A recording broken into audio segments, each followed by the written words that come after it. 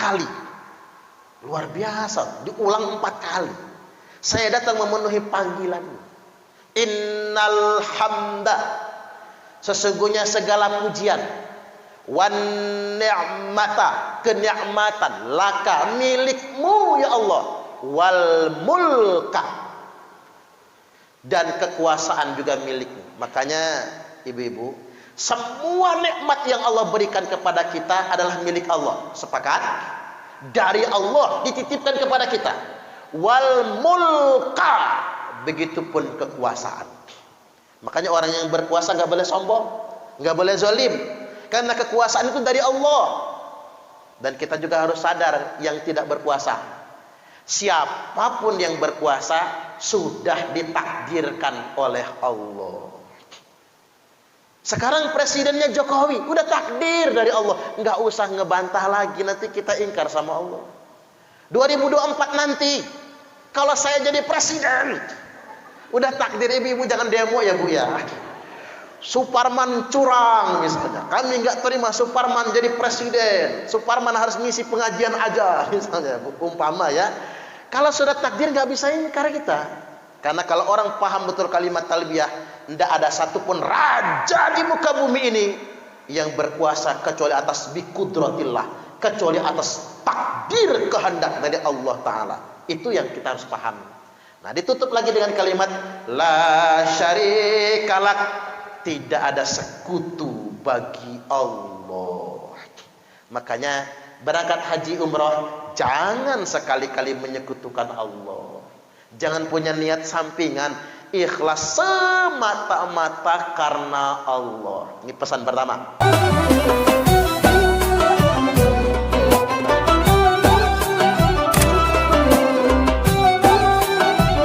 Ada beberapa hal yang saya ingin ingatkan kepada calon tamu Allah.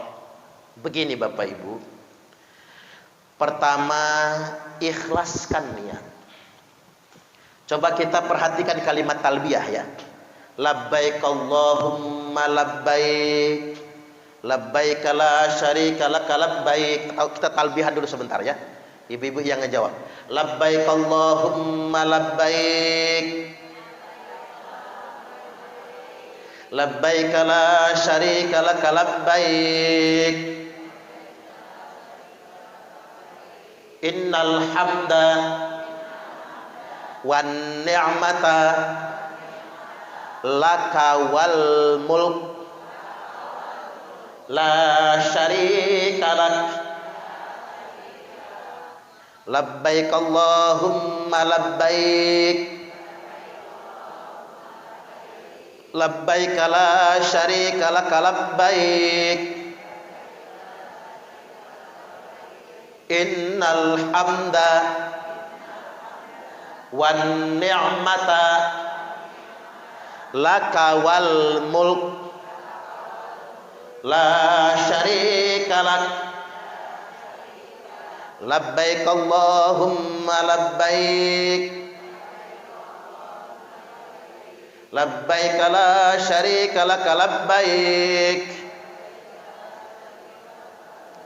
innal hamda wan ni'mata laka wal mulk la syarika lak. Ini kalimat yang luar biasa. Labbaika, labbaika itu artinya begini, saya memenuhi panggilanmu.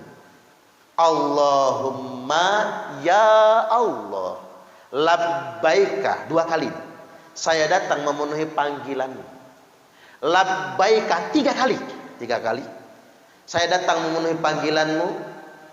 La syarika laka, tidak ada sekutu bagimu. Labbaika 4 kali, luar biasa, diulang 4 kali.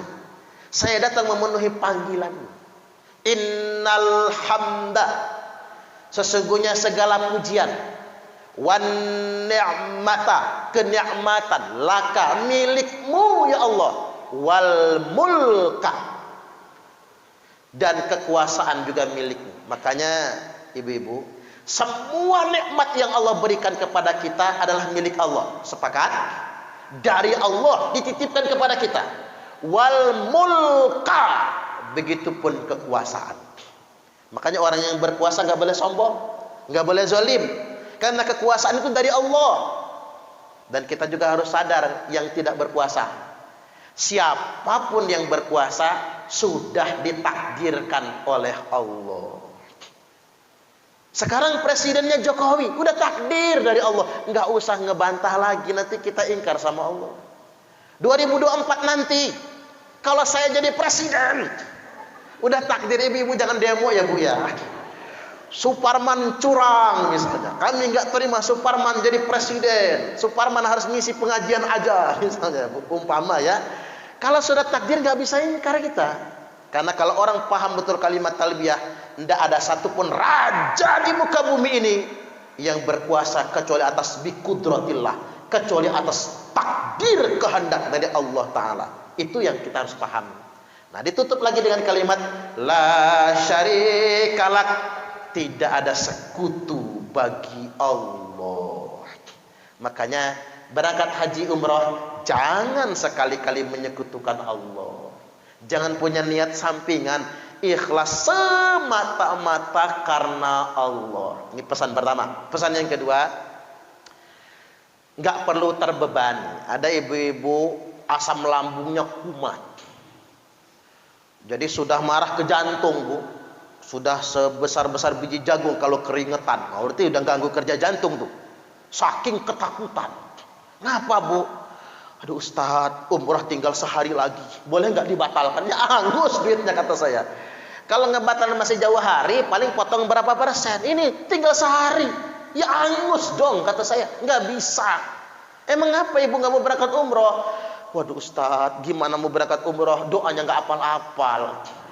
Ternyata doa yang tebel itu ya Bu ya, diapalin sama dia berbulan-bulan Bu. 3 halaman hafal, senang betul dia. Ngapal halaman keempat, kelima, keenam. Begitu ngapal yang berikutnya, halaman 1, 2, 3, lupa lagi. Bu, saya ingatkan, jangankan ibu saya aja nggak hafal kata saya. Ternyata ini orang nggak nanya-nanya, pikir dia harus dihafal semua sebuku itu loh Bu. Kan tebel banget itu. Kata saya, Bu, ini mah nggak wajib. Nah, saya kasih tahu sama Bapak Ibu, orang haji atau umroh enggak baca apa-apa nih ya, enggak baca apa-apa, cuman ihram dari miqat. Kalau bapak-bapak pakai baju ihram, ibu-ibu nutup aurat, kan begitu. Ihram dari miqat, cuman diajak niat, labbaik Allahumma umrah, labbaik Allahumma hajjan misalnya. Dari miqat berangkat ke Mekah, ke Masjidil Haram, tawaf 7 putaran, lalu sa'i. Setelah sa'i tahallul, enggak baca apa-apa, sah haji dan umrahnya. Paham? Ngapain pening? Ustadz apalnya cuman bismillah, bismillah aja Bu yang dibaca. Waktu tawaf bismillah, bismillah, bismillah, bismillahirrahmanirrahim. Apalnya cuman itu ya bismillah aja. Hafalnya cuman Al-Fatihah, ya Al-Fatihah saja, nggak apa-apa. Selama tawaf itu, hafalnya cuman istighfar. Nah, yang paling banyak diucapkan orang kalau di sekeliling Ka'bah lagi tawaf, astaghfirullahalazim alladzi la ilaha illa huwal hayyul qayyum wa atubu ilaih. Subhanallahi walhamdulillahi wa la ilaha illallah wallahu akbar. Cuman itu yang dihafal. Bismillahi wallahu akbar. Cium, muter. Cuman itu yang hafal. Itu aja yang dibaca. Nah kan orang pakai mutawif, kan yang ngebaca itu mutawif kalau orang Indonesia, mutawif yang baca. Cuman begini Bu, kalau kira-kira kedengeran ucapan mutawif yang mentalkinkan kita ikut. Kalau kedengeran, kalau nggak kedengeran nggak ikut nggak apa-apa, istighfar aja. Kan ada yang salah juga, Allahumma, Allahumma, ini itu kata dia. Nah. Mutawifnya ngomong ini, dia itu, nggak nyambung gitu. Nah kalau seandainya bisa ngebaca sambil ngebaca boleh ya, tapi kan ada juga karena fokus ke bacaan kesangkut kakinya gitu, malah ambruk kan kasihan. Jadi kalau bisa ngebaca, kalau bisa ikut mutawif, ikut mutawif kuping udah rada budek emang kan. Kuping udah budek, ngebaca udah rabun, takut keselandung. Udahlah istighfar saja. Begitu mau thawaaf mengarahkan tangan nih. Ketika kita rukun Hajar Aswad, bismillahi wallahu akbar, cium. Begitu muter 75% ketemu rukun Yamani, bismillahi wallahu akbar tanpa dicium. Gitu aja, ngikut aja pokoknya. Sah. Habis tawaf, kemudian kita sa'i. Sa'i ngikut aja. Enggak hafal inna sofa wal marwata min sa'airillah, enggak hafal, ngikut aja lah. Ikut sa'i doang jalan. Dari Sofa ke Marwah 4 kali, Marwah ke Sofa 3 kali. Lalu tahallul, sah umrohnya, diterima walaupun enggak baca apa-apa. Walaupun bacaan cuma bismillah. Jadi enggak usah terbebani dengan bacaan. Apal ya baca, enggak apal ya enggak apa-apa. Simple sebetulnya itu. Cuman saya perlu ingat, kalau tahallul jangan sembarang tahallul. Yang mentahallul kita harus orang yang sudah tahallul. Ingat ya, harus orang yang sudah tahallul, atau orang yang sedang tidak ihram. Makanya kita nih sampai nih mau tahallul, ada tukang-tukang sapu itu kan.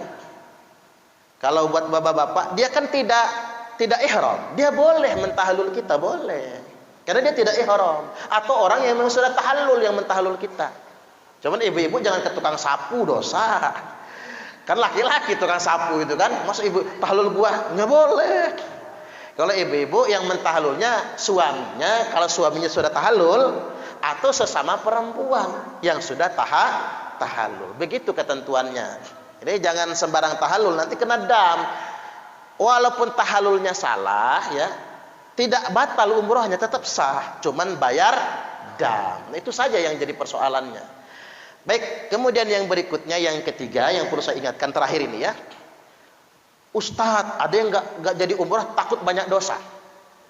Ibu-ibu ini banyak dosa nggak? Banyak banget. Kalau orang berdosa umroh kena azab, Bu. Siapa yang berani umroh? Siapa yang berani haji? Nggak berani orang. Manusia tempatnya salah dan dosa. Kita ini kayak hebat ini kan karena orang nggak tahu aja aib kita apa. Allah yang Maha tahu dosa-dosa kita semua. Saya pernah ngisi ceramah bapak-bapak, udah kaya Bu, rumahnya pakai kolam renang. Kata saya, Pak Haji, ini ceramah takziah meninggal dunia orang tua dia. Pak Haji, kata saya, oh jangan panggil Pak Haji, kata dia, belum naik haji saya. Loh, rumah segini gedenya, harta segitu banyaknya, belum naik haji.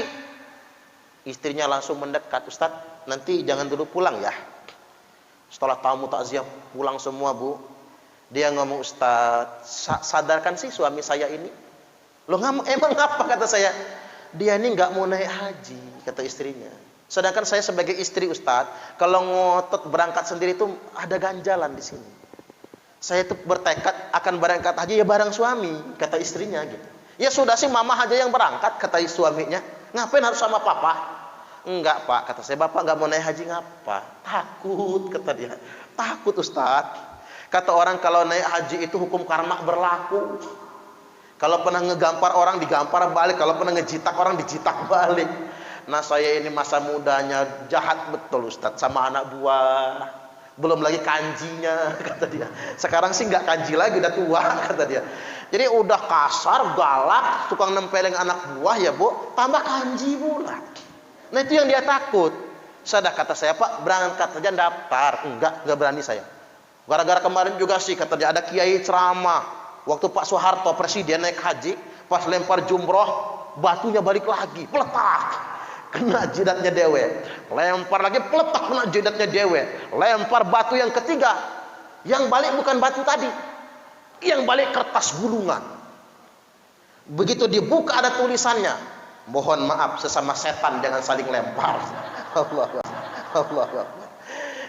Jadi kata saya, Pak, itu mah nggak ada, itu mah karangan, itu mah itu ibarat kata anekdot, bukan beneran.